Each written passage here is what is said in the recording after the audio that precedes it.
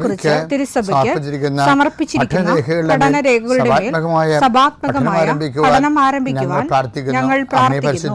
അമ്മേ പരിശുദ്ധമേ, ഭൂസ്വർലോകങ്ങളുടെ രാജ്ഞിയായ അങ്ങേയ്ക്ക് ഭൗമ സംരക്ഷണത്തിനായി പ്രപഞ്ചപ്രകൃതിയെ തന്നെ തിരുസഭ പ്രതിഷ്ഠിക്കുവാൻ ഈ പ്രത്യക്ഷീകരണം വഴി ഇടയാക്കണമേ. പരിശുദ്ധമേ, ജപമാല മാതാവേ, സകല കൃപാസനം പ്രാർത്ഥനയോടും ചേർത്ത് ഞങ്ങളിപ്പോൾ പ്രാർത്ഥിക്കുന്ന ഈ കുടുംബത്തിന്റെ പ്രത്യേക നിയോഗം പറ മക്കളെ.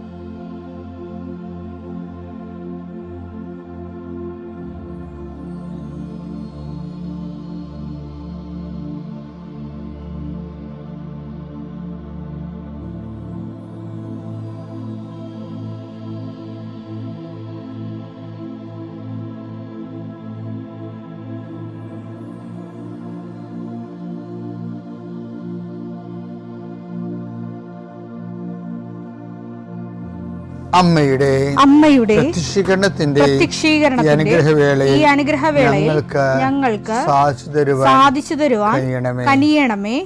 ആമേൻ. വിശ്വാസ പ്രമാണം. സർവശക്തനായ പിതാവും ആകാശത്തിന്റെയും ഭൂമിയുടെയും സൃഷ്ടാവുമായ ദൈവത്തിൽ ഞാൻ വിശ്വസിക്കുന്നു.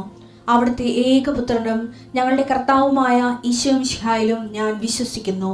ഈ പുത്രൻ പരിശുദ്ധാത്മാവിനാൽ ഗർഭസ്ഥനായി കന്യകാമറിയത്തിൽ നിന്ന് പിറന്ന് പൊന്തിയോസ് പീലാത്തോസിന്റെ കാലത്ത് പീഡകൾ സഹിച്ച് കുരിശിൽ തറയ്ക്കപ്പെട്ട് മരിച്ച് അടക്കപ്പെട്ട് പാതാളങ്ങളിൽ ഇറങ്ങി മരിച്ചവരുടെ ഇടയിൽ നിന്ന് മൂന്നാം നാൾ ഉയർത്ത് സ്വർഗത്തിലേക്ക് എഴുന്നള്ളി സർവശക്തിയുള്ള പിതാവായ ദൈവത്തിന്റെ വലതുഭാഗത്തിരിക്കുന്നു. അവിടെ നിന്ന് ജീവിക്കുന്നവരെയും മരിച്ചവരെയും വിധിക്കുവാൻ വരുമെന്നും ഞാൻ വിശ്വസിക്കുന്നു. പരിശുദ്ധാത്മാവിലും ഞാൻ വിശ്വസിക്കുന്നു.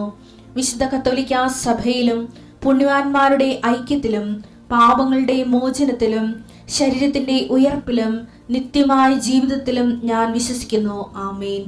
സ്വർഗ്ഗസ്ഥനായ ഞങ്ങളുടെ പിതാവേ, അങ്ങയുടെ നാമം പൂജിതമാകണമേ. അങ്ങയുടെ രാജ്യം വരണമേ. അങ്ങയുടെ തിരുമനസ് സ്വർഗത്തിലെ പോലെ ഭൂമിയിലും ആകണമേ. അന്നു വേണ്ടുന്ന ആഹാരം ഇന്ന് ഞങ്ങൾക്ക് തരണമേ. ഞങ്ങളോട് തെറ്റ് ചെയ്യുന്നവരോട് ഞങ്ങൾ ക്ഷമിക്കുന്നത് പോലെ ഞങ്ങളുടെ തെറ്റുകൾ ഞങ്ങളോടും ക്ഷമിക്കണമേ. ഞങ്ങളെ പ്രലോഭനത്തിൽ ഉൾപ്പെടുത്തരുതേ, തിന്മയിൽ ഞങ്ങൾ രക്ഷിക്കണമേ. ആമേൻ. നന്മ നിറഞ്ഞ മറിയമേ, സ്വസ്തി. കർത്താവ് അങ്ങയുടെ കൂടെ സ്ത്രീകളിൽ അങ്ങ് അനുഗ്രഹിക്കപ്പെട്ടവളാകുന്നു.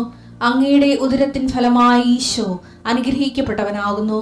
പരിശുദ്ധ മറിയമേ, തമ്പുരാന്റെ അമ്മേ, പാപികളായ ഞങ്ങൾക്ക് വേണ്ടി ഇപ്പോഴും ഞങ്ങളുടെ മരണസമയത്തും തമ്പുരാനോട് അപേക്ഷിക്കണമേ. ആമേൻ. കർത്താവേ, നിന്റെ ഉന്നതമായ നാമത്തിന് സ്തോത്രം ചെയ്യുന്നു. കർത്താവേ, നിന്റെ വിശുദ്ധ പൗരോഹിത്യത്തെ മഹത്വപ്പെടുത്തണമേ. കർത്താവേ, സഭയിലുള്ള സാന്നിധ്യം പ്രകടമാക്കണമേ. 40 വർഷം അർപ്പിച്ച കുർബാന യോഗ്യതയാൽ കൃപാസ്ഥാനത്താരെ ജീവനോടെ പ്രത്യക്ഷപ്പെട്ട പരിശുദ്ധ അമ്മയുടെ പ്രത്യക്ഷീകരണ സ്ഥിരീകരണത്തിനായി ഇന്ന് കൃപാസ്ഥാനത്താരെ നടക്കുന്ന 10,000-കണക്കിന് മനുഷ്യരുടെ പ്രാർത്ഥനയോട് കൂടെ ദൈവവേദലെ ഞാൻ നിന്നെ ഈശോനാമത്തിൽ ആശീർവദിക്കുന്നു. കർത്താവേ, ജോലിയില്ലാത്തവർ, വീടില്ലാത്തവർ, ജീവിതത്തിൽ കലഹങ്ങളും കൊണ്ട് പിരിഞ്ഞു താമസിക്കുന്ന ജീവിത പങ്കാളികളെ, കുഞ്ഞുങ്ങളുടെ തെറ്റായ അവസ്ഥകൾ കണ്ട് വിഷമിക്കുന്ന മാതാപിതാക്കന്മാരെ, ശാരീരികമായ രോഗങ്ങളെ അവസരപ്പെടുന്നതും രോഗം ആകുന്നതിന് സമയമെടുക്കുന്നില്ലെന്ന് ഓർത്ത് ഉത്കണ്ഠപ്പെടുന്നവരെയും സമർപ്പിച്ച് പ്രാർത്ഥിക്കുന്നു. ഇന്ന് യാത്ര ചെയ്യുന്നവരെ, ഇന്നത്തെ യാത്രയ്ക്ക് വേണ്ടി വിവിധമായ ഒരുക്കിയിരിക്കുന്ന ലക്ഷ്യങ്ങൾ, കണ്ടുമുട്ടുന്ന വ്യക്തികൾ, സംസാരിക്കുന്ന സംഭാഷണങ്ങൾ, എഴുതുന്ന രേഖകൾ, ഒപ്പിടുന്ന ഡോക്യുമെൻറ്റുകൾ, പങ്കെടുക്കുന്ന ഇൻ്റർവ്യൂകൾ, സെൻഡ് ചെയ്യുന്ന മെസ്സേജുകൾ എല്ലാം കർത്താവിൻ്റെ കൃപയാൽ നിറയപ്പെടാനും നീ ഇന്ന് തിരികെ എത്തുന്ന സമയത്ത് കർത്താവിൻ്റെ കൃപ നിന്നിൽ നിറഞ്ഞു നിന്നുകൊണ്ട് സന്തോഷം വന്ന് ഉറങ്ങുവാനും ഇന്നത്തെ ദിവസം മുൻനിർത്തി നീ കണ്ടുമുട്ടുന്ന ഓരോ നിമിഷങ്ങളെയും, നിൻ്റെ ഓരോ സമയങ്ങളെയും, സന്ദർഭങ്ങളെയും, എല്ലാം സംരംഭങ്ങളെയും പരിശുദ്ധമ്മ ദൈവമാതാവിൻ്റെ മധ്യസ്ഥത്തിൽ രാത്രിയും തിരിച്ചെത്തുന്നവരെ കർത്താവിൻ്റെ നാമത്തിൽ മാതാവിൻ്റെ മധ്യസ്ഥതയിൽ ഞാൻ നിൻ്റെ ജീവിതത്തെയും നിൻ്റെ കുടുംബത്തെയും ഈശോ നാമത്തെ ആശീർവദിക്കുന്നു. ലാസ്റ്റായിട്ട്, അവസാനമായിട്ട്, വിശ്വാസ വളർച്ചയുടെ 10 ദിവസത്തിൻ്റെ അനുഭവങ്ങളിലൂടെയാണ് നമ്മൾ സഞ്ചരിക്കുന്നത്. നമുക്ക് 2 Pത്രോസ്1:5-7 ഒരിക്കൽ കൂടി വായിക്കാം.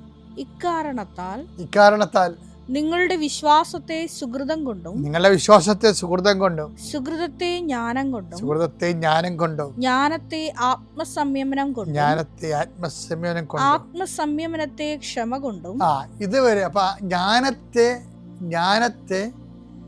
ആത്മസംയമനമാണ്. കാര്യം എന്താ കാര്യം? ജ്ഞാനം അഹങ്കാരം ജനിപ്പിക്കുന്ന കാരണം അതിനെ അതിജീവിക്കണമെങ്കിൽ ജ്ഞാനമുള്ളവർക്ക് എന്ത് ചെയ്യണം? എടുത്തു ചാട്ടാൻ പറ്റത്തില്ല. തോക്കിൻ്റെ കഥ കയറി വെക്കരുത്. എനിക്കറിയാം, നിങ്ങൾ മിണ്ടണ്ട, ഞാൻ പറയാമെന്ന് പറയത്തില്ലേ, അതല്ല. ജ്ഞാനത്തെ ആത്മസംയമനം കൊണ്ടുപോകും. ആത്മസംയമനം പിന്നെന്താ? ആത്മസംയമനത്തിന്റെ പേര് ഒരാൾക്ക് ആത്മസംയമനം ഉണ്ടെങ്കിൽ അതിൻ്റെ അർത്ഥം കൂടിയ നിലവാരമുള്ള വിശ്വാസമായിക്കൊണ്ടെന്ന് എൻ്റെ അർത്ഥം. അതാണ് നിങ്ങൾ മനസ്സിലാക്കണം. എൻ്റെ ആത്മസംയമനത്തെ കുറിച്ചല്ല ഞാൻ പറയണത്.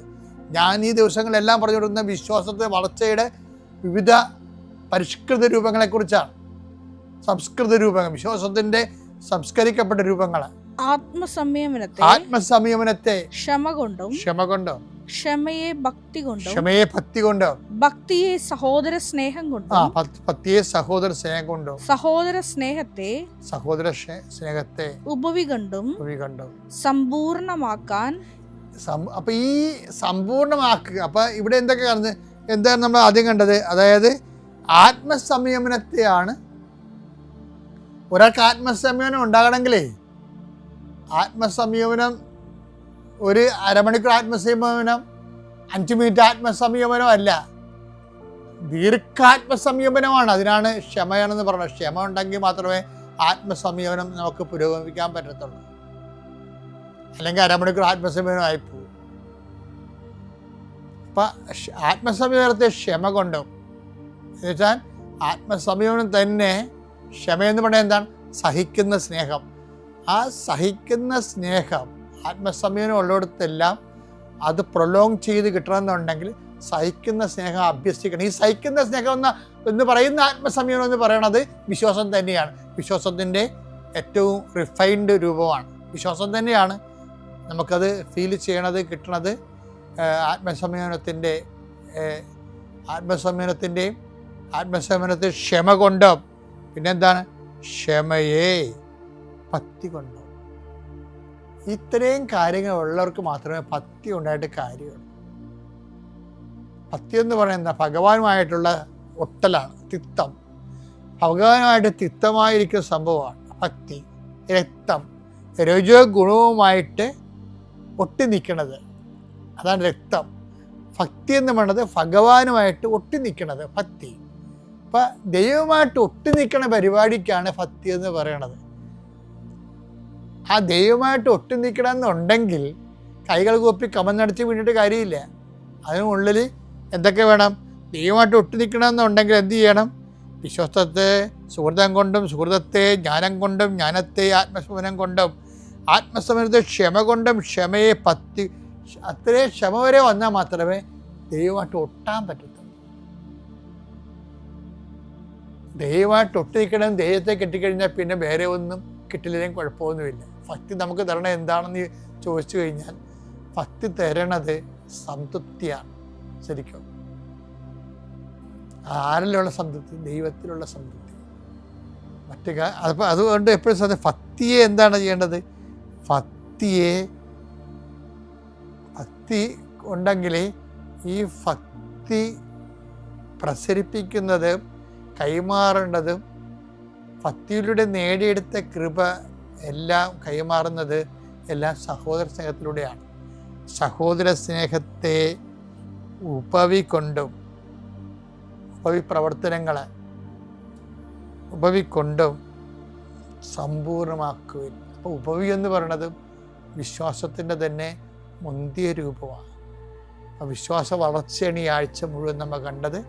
അതിൻ്റെ മുന്തിയ രൂപങ്ങളുടെ ഓരോ രൂപങ്ങളെയും നമ്മൾ കണ്ടു. വിശ്വാസ വളർച്ച ഇതെല്ലാം നിനക്കുണ്ടെങ്കിൽ നീ കടുത്ത ദൈവവിശ്വാസിയായിട്ട് ദൈവം നിന്നെ കാണുന്നുവെന്നതിൻ്റെ അർത്ഥം. ഇല്ലെങ്കിൽ നീ അവിശ്വാസിയായി തുടരുന്നുവെന്നാണ്. അങ്ങനെ സംഭവിക്കാതിരിക്കട്ടെ.